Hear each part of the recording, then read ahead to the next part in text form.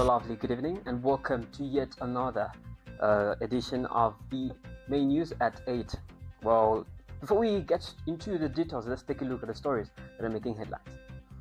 US offers Zambia up to $2 billion in grants, and LCC warns against public smoking. ACC arrests 3 ministry officers over misuse of $10 million ADB loan. And in international news, well, Thailand and Cambodia clash along border. And on the sports front, Zambia unveils squad for Total Energies AFCON 2025.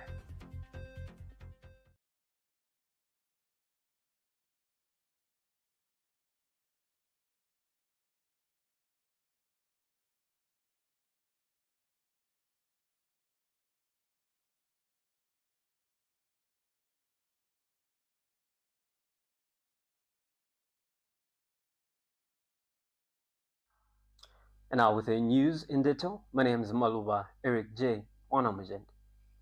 The United States under the Trump administration has offered Zambia grants totaling up to $2 billion over the next 5 years based on the principle of reciprocity.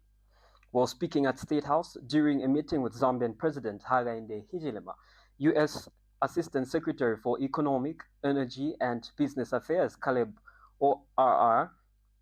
Orr described the package as a bold and targeted form of assistance, and he explained that the grants aim to support systemic reforms and strengthen health service delivery, reducing long-term dependence on foreign aid. Well, Mr. Orr further highlighted that the redesigned Millennium Challenge Cooperation Compact would help unlock Zambia's agriculture sector, expand road networks connecting farms and mines to markets, and promote value chains and value addition. He added that the United States seeks partnerships with countries committed to creating conditions that attract U.S. private sector investment, benefiting both sides economically. And Zambia being among the African nations affected by former President Trump's decision to pause foreign aid, President Hichilema said Zambia is ready to reset relations with the United States and hopes to reach a successful agreement that will support the country's economic potential. The Lusaka City Council, through Public Relations Officer Chola Mwamba, has raised concern over the increasing trend of public smoking, warning that it threatens public health and violates the local government prohibition of smoking in public places statutory instrument number 39 of 2008. Well, she says offenders risk prosecution, a fine or possible imprisonment, and further notes the rising use of shisha among young people in nightclubs. Well, Ms. Mwamba has urged nightclub owners to provide designated smoking areas to protect non-smokers. To protect non-smokers from second-hand smoke, which health experts warn can be more dangerous than active smoking. She also reminded the public that smoking in public places is strictly prohibited and encouraged citizens to report incidents of public smoking to relevant authorities. The Lusaka City Council, through its Public Health Department, has noted with concern the increasing trend of smoking in public spaces, which poses significant health risks to bystanders. This conduct is harmful and is prohibited under the local government statutory instrument number 39 of 2008. Any individual found smoking in a public place is liable to prosecution and may face a fine or imprisonment. The council also observes with dismay the rise in shisha smoking, especially among teenagers and young adults in nightclubs. Shisha, though often perceived as harmless, is equally detrimental to health and contributes to the growing public health challenge. Lusaka City Council appeals to the general public to adhere to the guidelines on smoking and also report any incidents of public smoking so that such people can be brought to book. And now the Anti-Corruption Commission has arrested 3 senior officials from the Ministry of Fisheries and Livestock for allegedly misappropriating part of a $10 million African Development Bank loan meant for the Sustainable Livestock Infrastructure Management Project. Well, the SEC says over $5.2 million was misapplied, with more than $1.3 million allegedly diverted into personal accounts and other funds retired using falsified documents. Well, the suspects, Henry Schone, Abraham Mulenga, and Peter Misuse, have been charged with possession of unexplained property and corrupt acquisition of public funds. Well, the SEC says more arrests are expected and has assured that all misused funds will be recovered to benefit Zambians as intended. Has today, the 8th December 2025, arrested and charged 3 officers from the Ministry of Livestock and Fisheries for corrupt practices. The said officers misappropriated part of a $10 million United States dollar loan which the government of the Republic of Zambia obtained from the African Development Bank in 2019. The disbursement of the loan started in 2020 and was to run until 2024, but due to late disbursement, it was extended to June this year, 2025. The loan was intended to be utilized under the Sustainable Livestock Infrastructure Management Project, otherwise known as SLIMP, to improve livestock infrastructure, enhance livestock production through commercialization and capacity building among ministry staff. The project, ladies and gentlemen, was earmarked for implementation in Muchinga and northern provinces. Financial investigations conducted by the ACC officers have revealed that the entire $10 million was disbursed under the loan. It has further been established that $5.2 million, translating into 126.9 million kwacha, allocated for administrative and capacity building activities, was extensively misapplied. Investigations further established that $1.3 million, translating to 32.3 million kwacha, was illicitly transferred into the personal accounts of the officers who have been arrested under false pretenses. A further $142,000, translating to 3 million kwacha, was withdrawn in cash and shared amongst the officers. These funds were retired using falsified documents for activities that never took place, enabling implicated officers to accumulate assets grossly disproportionate to their legitimate earnings. The findings confirm systemic abuse and misappropriation of project resources. With regard to details of individuals arrested, charged, properties and amounts involved, I wish to confirm that 1. Henry Sichone, Lusaka Provincial Livestock Research Officer, former Muchinga Provincial Focal Point Person for the SLIMP project, has been charged with 3 counts of possession of property. Now, the Electoral Commission of Zambia, ECZ, has announced the date for the Chawama constituency by-elections slated for the 15th of January 2026, following the declaration of a vacant seat by the Speaker of the National Assembly, Nelly Moti Let, last month. Well, the announcement sets in motion the full electoral calendar, including nomination and campaign periods. And the Commission has also released detailed guidelines for aspiring candidates, political parties, media personnel, and accredited observers. Well, these include nomination fees, accreditation timelines, and restrictions on the number of officials allowed at electoral centers. And the move signals the formal start of preparations ahead of what is expected to be a closely watched by-election in one of Lusaka's most active constituencies. Well, Kefas Sianziba has more in the following report. The Electoral Commission of Zambia has announced that a by-election for one National Assembly seat in Chawama constituency of Lusaka district will be held on Thursday, 15th January 2026. According to a statement issued in Lusaka, the poll will run from 06 hours to 18 hours on the day of voting. The commission says nominations for the by-election will take place on Tuesday, 16th December 2025, while the campaign period will officially open on Wednesday, 17th December 2025 and close on Wednesday, 14th January 2026 at 18 hours. The vacancy in Chawama arose following the pronouncement by the Speaker of the National Assembly, Nelly Muti, that the seat had become vacant in accordance with Article 72, Cap 2 of the Constitution on 28 November 2025. As many as are of that opinion say aye. Aye. Of the contrary say no. No. The ayes have it. The question is resolved in the affirmative. I thank you.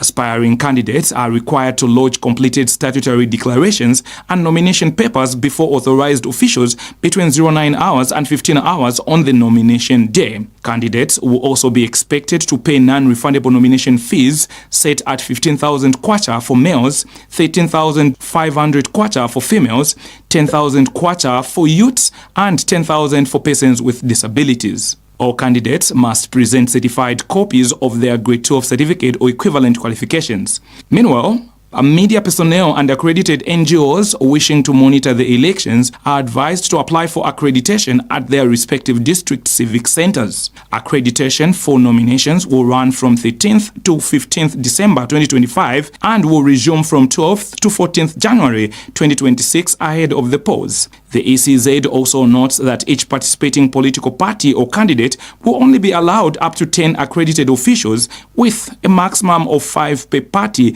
and 2 NGO representatives permitted inside the collation center. Only 5 senior party officials will be allowed to accompany candidates into the nomination center, while other supporters must remain outside a 400-meter radius as stipulated by law. Additionally, only 2 representatives per political party or candidate will be allowed to witness vote counting at polling stations. For further clarification, the Commission has advised the public to contact the Corporate Affairs Department or the District Electoral Officer for Lusaka District. Reporting for ICU TV in Lusaka, I am Kefas Yanziva. And now, the Ministry of Health has called for stronger advocacy and sensitization on sickle cell disease in Zambia, urging communities, institutions, and partners to amplify awareness.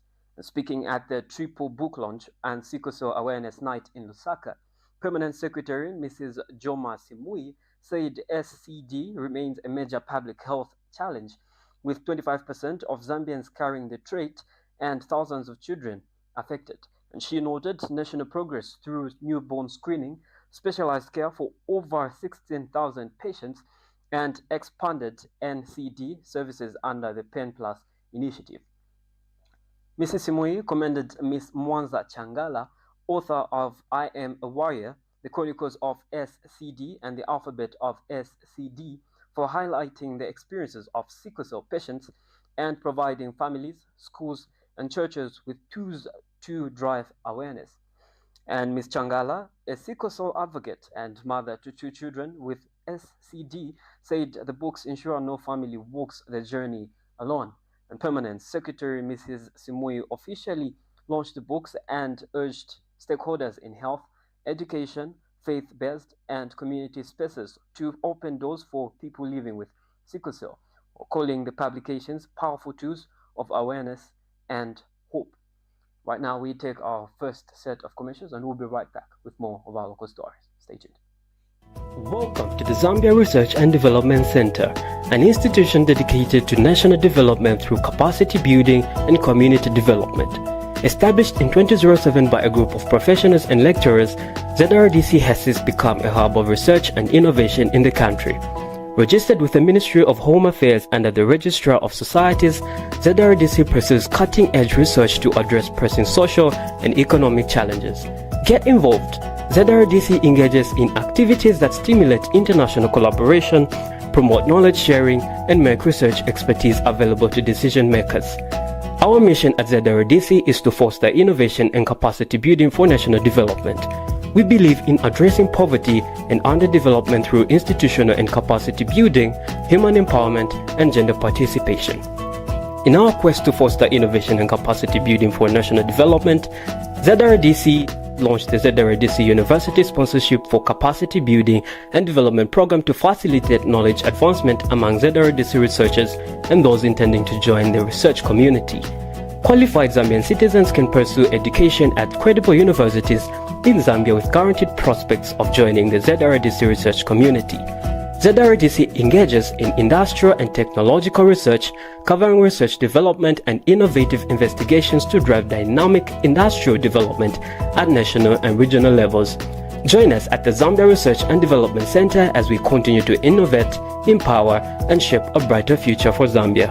ZRDC, fostering innovation and capacity building for national development. Well, thank you for still staying tuned. And now in our local stories, Morocco's renewable energy company Masen has visited Zambia's Ministry of Energy as part of a return mission to explore investment opportunities in the country's energy sector. Well, the company, known for its integrated approach to renewable energy development and for training experts in advanced technologies, stressed its readiness to support Zambia through strengthened South-to-South cooperation and shared expertise. Well, Masen highlighted its experience in developing bankable clean energy projects, securing financing structures, and deploying diverse renewable technologies, including wind energy. Well, the firm has signed 14 cooperation agreements globally, demonstrating a commitment to providing research, advisory services, and financing mobilization to partner countries. Permanent Secretary Electricity Engineer Arnold Simwaba encouraged Masen to take advantage of Zambia's ongoing energy sector reforms, which are yielding positive results. And he noted that while renewable energy is accelerating, the government will also prioritize coal as part of the national energy mix, similar to Morocco. Engineer Simwaba reaffirmed the government's commitment to working with Masen to strengthen energy security and unlock new investment partnerships. The Water Resources Management Authority, WOMA, has signed a Memorandum of Understanding with China Institute of Water Resources and Hydropower Research, IWHR, to strengthen Zambia's water security and resilience against climate-related challenges. And the partnership will focus on integrated water resources management, hydrological and groundwater modeling, flood and drought early warning systems, dam safety, hydraulic infrastructure management, water governance, climate change adaptation, and advanced technologies including remote sensing, GIS, drones, and data analytics. Well, the MOU aims to address increasing pressure on Zambia's water resources due to climate variability, frequent floods and droughts, and rising demands. Well, it will enhance technical capacity, promote innovative solutions, and support effective water resources management for sustainable development. The Lusaka-Ndola dual carriageway project is producing positive results, with traffic flow significantly improved between 6 and 10 miles. Authorities say that while recent construction works caused temporary delays, the road's rebuilt foundations are now supporting increased traffic volume, with the project reported at 58% completion. The progress on this section is being complemented by upgrades on the Kapiri bypass and continued investments along the Tazara corridor, which officials say are collectively boosting regional connectivity and contributing to corridor development. Traffic is finally moving again on the Lusaka-Ndola corridor. For a couple of months, the 6 to 10 miles stretch slowed because engineers were rebuilding the road from the ground up. Lanes were narrowed, equipment moved back and forth, diversions kept changing as work progressed. That pressure is easing now, as you can see.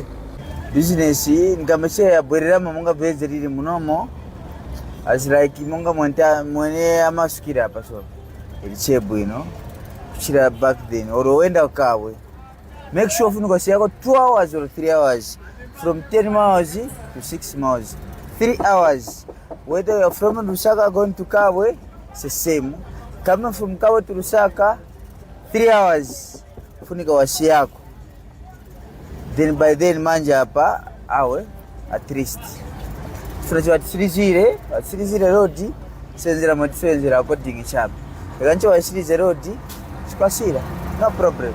By the end of November, the Lusaka-Ndola dual carriageway had reached 58% completion.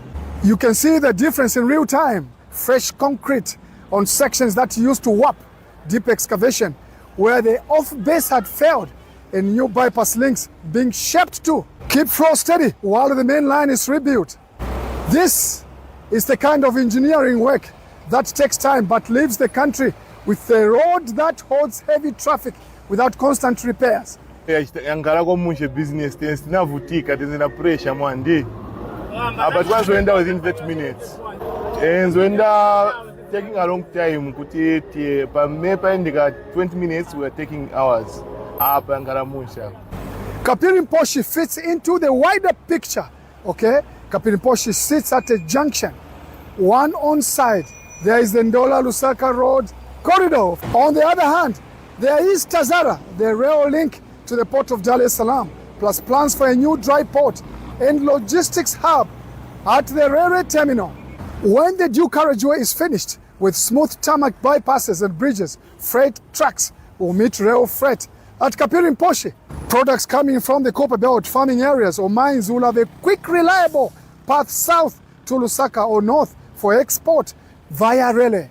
Last month, Zambia, China, and Tanzania signed a $1.4 billion United States dollars agreement to revive and modernize the Tazara Railway. The deal includes rehabilitating tracks, upgrading workshops, and providing 34 new locomotives, 760 wagons, and new haulage capacity. President Hakainde Hichilema has been firm on one thing: this road had to be done without adding to the national debt. That is why the project is under PPP arrangement, freeing the Treasury from heavy borrowing while allowing work to continue at scale. There are many communities along the way. Look after this asset.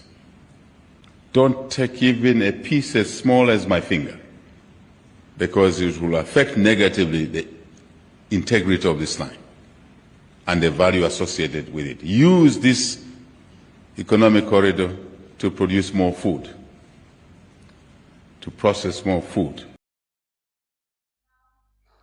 You are still watching the ICTV main news, and we go on a short break. And coming up next is international and sports news, so stay tuned.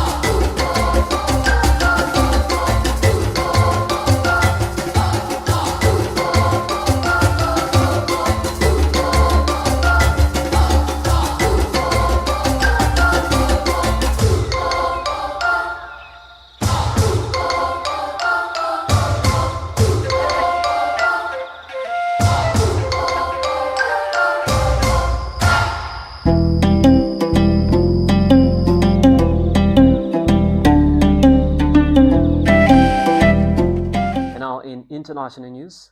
Fighting broke out early Monday morning along the disputed border between Thailand and Cambodia, putting a peace plan mediated by US President Donald Trump just 2 months ago at risk.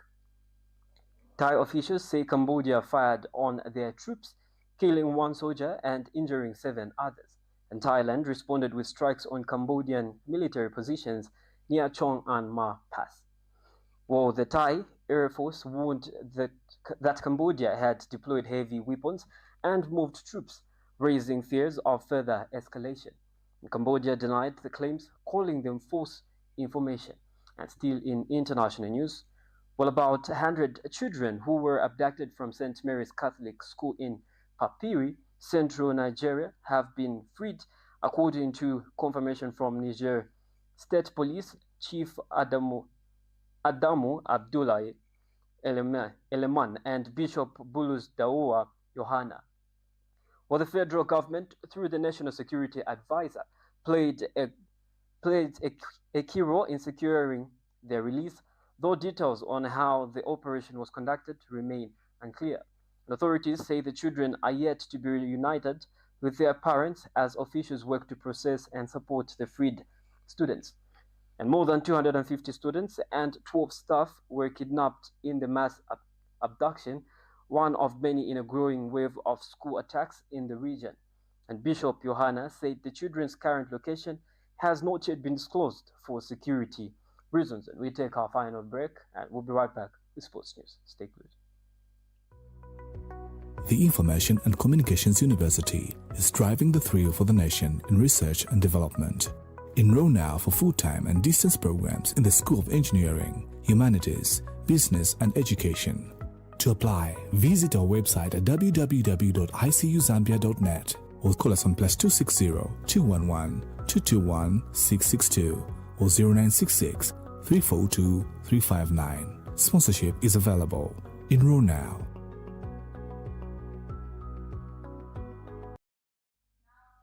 Well, thank you for still staying tuned. And now getting down to the sports front, Zambia steps onto the continental stage as the team prepares to write a new chapter at the upcoming Total Energies AFCON 2025. With national pride and rising expectations, the squad is set to represent the country with determination, discipline, and a renewed fighting spirit. The team carries the hopes of millions of fans ready to showcase their talent and compete for glory. Zambia now looks ahead with confidence as the nation rallies behind its players on their quest for success in Morocco.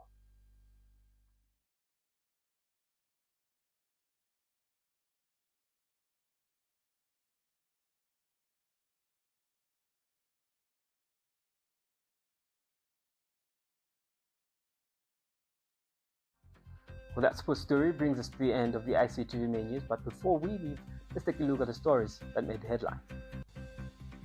Well, US offers Zambia up to $2 billion in grants.